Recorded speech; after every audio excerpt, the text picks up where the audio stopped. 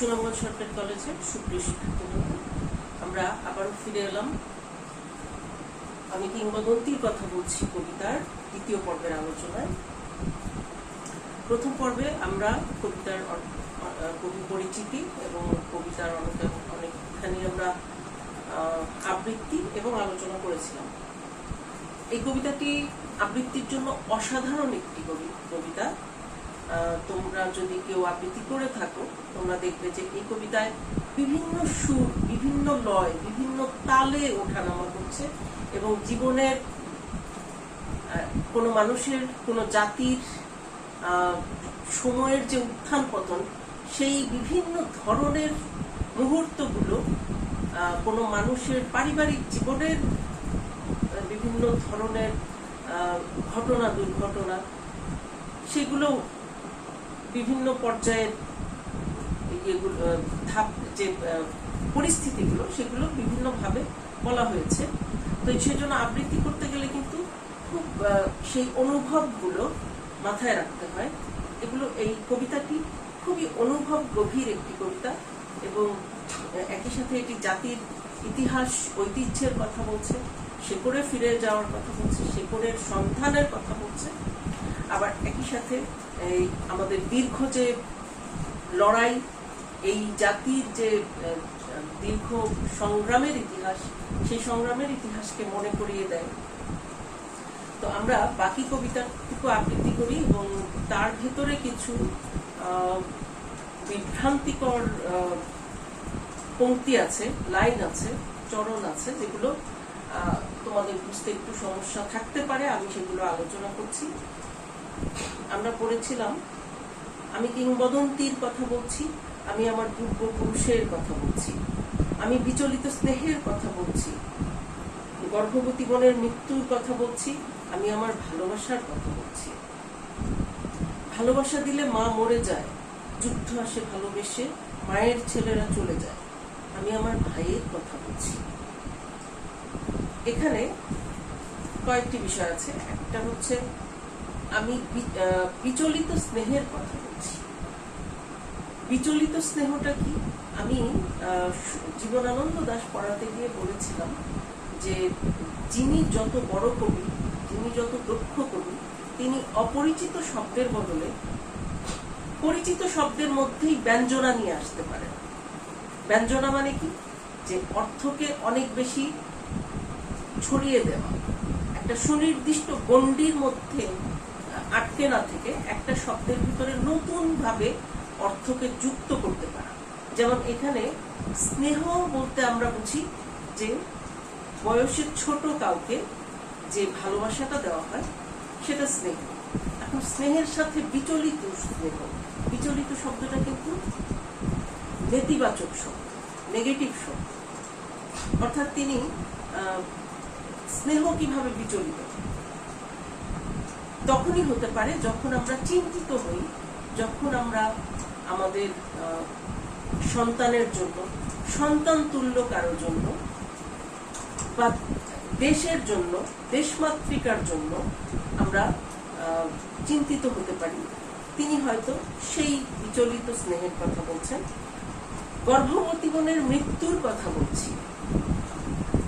এটাও ওই যে বললাম যে এটিও জীবনের একটা পর্যায়, যে গর্ভবতী বোন এটা একটা পরিস্থিতি, আবার গর্ভবতী বোনের মৃত্যু এটা আরেকটা পরিস্থিতি। জীবনের বিভিন্ন সময়, বিভিন্ন পরিস্থিতির কথা, অর্থাৎ এটা একটা উপমা দিয়ে বোঝানো হচ্ছে যে সেই কোনো জাতির সেই উত্থান পতনেরও বিভিন্ন রকম পর্যায় থাকতে পারে। আবার এখানে বলা হচ্ছে যে ভালোবাসা দিলে মা মরে যায়, যুদ্ধ আসে ভালোবেসে, মায়ের ছেলেরা চলে যায়। ভালোবাসা দিলে কি মা মরে যায়? আমরা তো তাহলে বলবো যে মাকে কি আমরা ভালোবাসবো না? এখানে আসলে কবির কবিতা আমি বারবার বলছি যে অনুভবের গভীরতা আছে। এখানে আসলে মা বলতে দেশমাতৃকার কথাই বলা হচ্ছে, যে ভালোবাসা দিলে মা মরে যায়। যদি এই লাইনটা আগে হতো যে যুদ্ধ আসে ভালোবেসে, মায়ের ছেলেরা চলে যায়, ভালোবাসা দিলে মা মরে যায়, তাহলে কিন্তু বুঝতে সহজ হতো যে যুদ্ধ আসে ভালোবেসে, মায়ের ছেলেরা চলে যায়। যুদ্ধ ভালোবেসে আসে না, আসলে যুদ্ধ আসে নির্মম পরিস্থিতিতেই, কিন্তু যুদ্ধকে ভালোবেসে মায়ের ছেলেরা চলে যায়। যুদ্ধকে যদি ভালো না বাসতো তাহলে আমাদের দেশের জন্মই হতো না। আমাদের সেই 47 থেকে সেই 52, সেই 69, এই যে আন্দোলনগুলো এবং সবশেষে যে 71-এর মুক্তিযুদ্ধ, এই ভালোবেসে মায়ের ছেলেরা যুদ্ধে গিয়েছিল বলেই মা বেঁচে গিয়েছিল। মা বেঁচে গিয়েছিল, তারা তারা তারা মৃত্যুকে বরণ করেছিল, তারা শহীদ হয়েছে, কেউ কেউ পঙ্গু হয়েছে, জীবনমৃত ভাবে বেঁচে আছে অনেকে, কারো অনেকের পরিবার ধ্বংস হয়ে গেছে। তো সেই যে তার বদলে তারা দেশ মাতৃকাকে বাঁচিয়েছে, সেই ভালোবাসার বদলে। তো যদি তারা মাকে ভালোবেসে থেকে যেত তাহলে কিন্তু দেশ মাতৃকা বাঁচত না, তাহলে কিন্তু দেশ মাতাও মরে যেত, নিজেদের মাও মরে যেত। কারণ সেই পরাধীন দেশে বাঁচার চাইতে মৃত্যুই শ্রেয়। এই কথাটাই এখানে বোঝানো হয়েছে। যে কবিতা শুনতে জানে না সে সন্তানের জন্য মরতে পারে না, যে কবিতা শুনতে জানে না সে ভালোবেসে যুদ্ধে যেতে পারে না, যে কবিতা শুনতে জানে না সে সূর্যকে হৃৎপিণ্ডে ধরে রাখতে পারে না। আমি কিংবদন্তির কথা বলছি, আমি আমার পূর্বপুরুষের কথা বলছি। তার পিঠে রক্ত জবার মতো ক্ষত ছিল, কারণ তিনি কৃতদাস ছিলেন। এখানে আবারও সেই কথা বলা হচ্ছে, এখানে যে রিপিটেশন হচ্ছে যে কবিতা, এবং এখানে তোমরা দেখছো যে যে কবিতা শুনতে জানে না সে ভালোবেসে যুদ্ধে যেতে পারে না। এটা যেমন একদিক থেকে প্রতীকী কথা, আবার আরেক দিক থেকে সরাসরি সত্যি কথাও এটা। কারণ যারা যুদ্ধে গিয়েছিল, তোমরা গান শুনেছ, একটি ফুলকে বাঁচাবো বলে যুদ্ধ করি, সেই যে একটি ফুল, সেই একটি ফুলটা কি? সেই শাপলা ফুল। শাপলা ফুল তো একটা প্রতীক। যুদ্ধে না গেলে তো শাপলা ফুল হয়তো শাপলা ফুলের মতো ফুটতো, কিন্তু শাপলা ফুল আমাদের জাতির প্রতীক হয়ে বেঁচে থাকতো না, ফুটতো না। সেই কথাটা বলা হয়েছে। তো এখানে সেই কথা বলা হচ্ছে যে কবিতা ভালো না বাসলে সে যুদ্ধে যেতে পারে না। তো এরকম একটা ঘটনাও আছে যে ওই কলকাতায়, পশ্চিমবঙ্গে যখন আমাদের শরণার্থীরা বা আমাদের যে মুক্তিযোদ্ধারা ট্রেনিং এর জন্য গিয়েছিল, তখন সেখানে বাংলাদেশ থেকে একটি পর্যবেক্ষক দল গিয়েছিল যে তাদের কোনো কিছু লাগবে কিনা। তখন তারা বলেছিল যে কিছুই লাগবে না, তারা শুধু জীবনানন্দ দাশের রূপসী বাংলা কাব্যগ্রন্থের একটি কপি চেয়েছিল। এই ঘটনা শুনলে আসলে একদম এখনো গায়ে কাটা দেয় যে আসলে দেশের প্রতি কতখানি মমতা থাকলে, কতখানি ভালোবাসা থাকলে আসলে জীবন বাজি রেখে যুদ্ধে যাওয়া যায় এবং দেশকে বাঁচিয়ে ফেলা যায়। তো সেই অনুভব আসলে আমরা যারা যুদ্ধ দেখিনি, আমরা আসলে সেই অনুভবকে সরাসরি অনুভব করতে পারবো না, কিন্তু অনুভব করার চেষ্টা করব।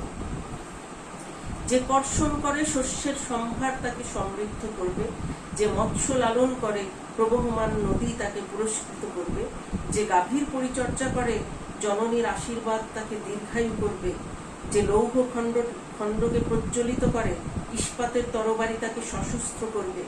দীর্ঘ দেহ পুত্রগণ, আমি তোমাদের বলছি, আমি আমার মায়ের কথা বলছি, বোনের মৃত্যুর কথা বলছি, ভাইয়ের যুদ্ধের কথা বলছি, আমি আমার ভালোবাসার কথা বলছি।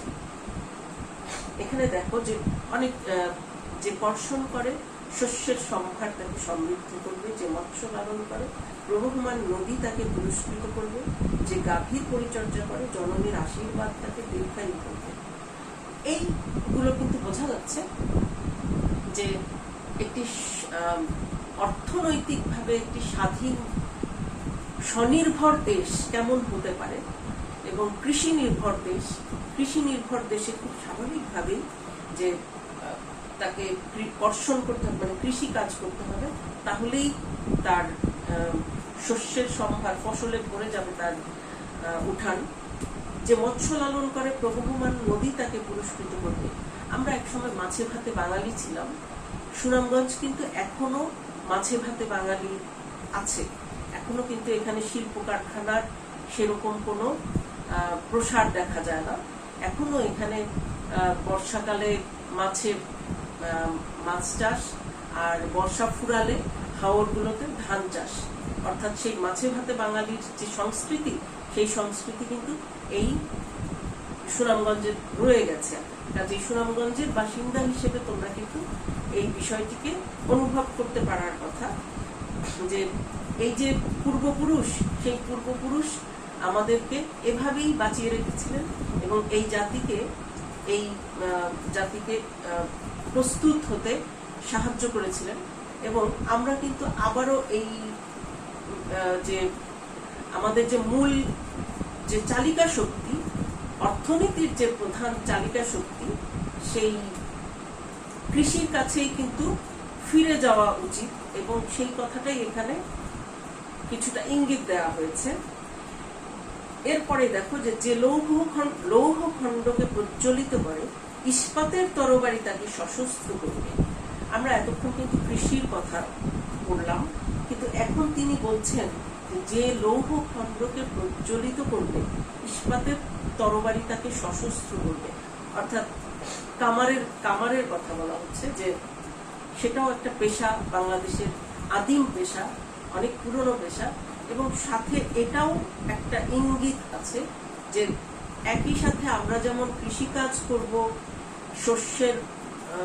শস্যের গোলা ভরিয়ে ফেলবো, আবার একই সাথে আমরা ইস্পাতের তরবারি প্রস্তুত রাখবো শত্রুকে মোকাবেলা করার জন্য। যেভাবে আমরা ৭১-এ যার কাছে যা আছে, বঙ্গবন্ধু যে ডাক দিয়েছিলেন যার যা আছে তাই নিয়ে ঝাঁপিয়ে পড়তে, ঠিক সেভাবেই ইস্পাতের তরবারিও যেন আমাদের প্রস্তুত থাকে, যাতে আমরা যে কোনো সময় শত্রুর মোকাবেলা করতে পারি।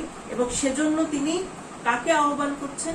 দীর্ঘদেহ পুত্রগণ, আমি তোমাদের বলছি। দীর্ঘদেহ কেন? দীর্ঘদেহ আসলে এটাও একটা প্রতীক। আগের দিনে যারা যুদ্ধ করত সেটা একটা আলাদা গোষ্ঠী ছিল। মানে যেমন মনে করো আগে কামাররা শুধু লোহা নিয়ে কাজ করত, আবার কুমাররা কি করত?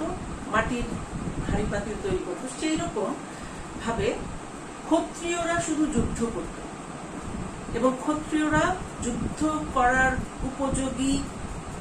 উপযোগিতা থাকলেই তারা ক্ষত্রিয় হতে পারত। তারা দীর্ঘদেহ ছিল। এখন যেমন আমাদের এই সশস্ত্র বাহিনীতে একটা নির্দিষ্ট উচ্চতা না থাকলে ওই আর্মিতে যাওয়া যায় না, সেরকম আর কি। তো সেই ক্ষত্রিয়দের কথা ইঙ্গিত করা হচ্ছে এখানে, যে দীর্ঘদেহ পুত্রগণ, আমি তোমাদের বলছি। তাদেরকে ইস্পাতের তরবারি প্রস্তুত রাখতে বলা হচ্ছে। আমি আমার মায়ের কথা বলছি, বোনের মৃত্যুর কথা বলছি, ভাইয়ের যুদ্ধের কথা বলছি, আমি আমার ভালোবাসার কথা বলছি, আমি কবি এবং কবিতার কথা বলছি।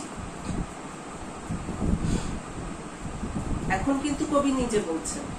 এর প্রথম 10 লাইনে আমরা যেটা দেখেছিলাম, যে পূর্বপুরুষ বলে গিয়েছিল সেই কবি এবং কবিতার কথা, সেই পূর্বসূত্রিতা ধরে, পূর্বপুরুষের পথ ধরে কবি এখন নিজেই বলছেন কবি এবং কবিতার কথা। সশস্ত্র সুন্দরের অনিবার্য অভ্যুত্থান কবিতা, সুপুরুষ ভালোবাসার সুকণ্ঠ সঙ্গীত কবিতা, জিওবায় উচ্চারিত প্রতিটি মুক্ত শব্দ কবিতা, রক্ত জবার মতো প্রতিরোধের উচ্চারণ কবিতা। আমরা কি তার মতো কবিতার কথা বলতে পারবো? আমরা কি তার মতো স্বাধীনতার কথা বলতে পারবো? এভাবেই কবিতাটি শেষ হয়েছে। আমরা দেখছি যে কবিতাকে কবি সবশেষে আবারও সংজ্ঞায়িত করছেন সশস্ত্র সুন্দরের অনিবার্য অভ্যুত্থান কবিতা। অর্থাৎ একটি ফুলকে বাঁচাবো, একটি ফুলও যেমন কবিতা, আবার সশস্ত্র সুন্দরের অনিবার্য অভ্যুত্থান কবিতা। অর্থাৎ যখন যা প্রয়োজন, ঠিক সেই প্রয়োজনের তাগিদে এগিয়ে যাওয়া, পথকে নির্মাণ করা, জাতিকে মুক্ত করা, জাতির ইতিহাস ঐতিহ্যকে ধারণ করাই হচ্ছে জাতির যারা ধারক এবং বাহক, তাদের জাতির যারা পথ প্রদর্শক আমরা যারা আছি, তাদের দায়িত্ব এবং কর্তব্য হচ্ছে সেই কাজটিকে এগিয়ে নিয়ে যাওয়া। এবং সেই, আমি আবারও বলছি যে সেই সম্পূর্ণতা, সেই দায়িত্ব, সেই কর্তব্য, সেই সবকিছু সম্পূর্ণতাকেই হচ্ছে কবিতার সাথে তুলনা দেওয়া হচ্ছে। এবং সবশেষে বলা হচ্ছে, আমরা কি তার মতো কবিতার কথা বলতে পারবো? আমরা কি তার মতো স্বাধীনতার কথা বলতে পারবো?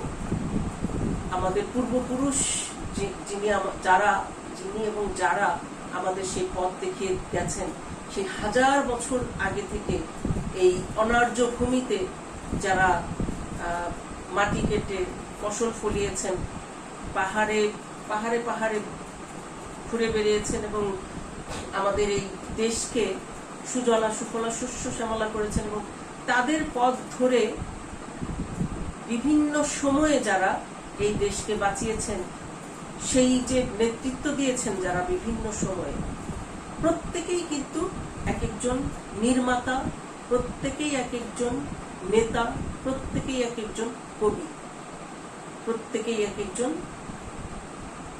প্রাণপুরুষ।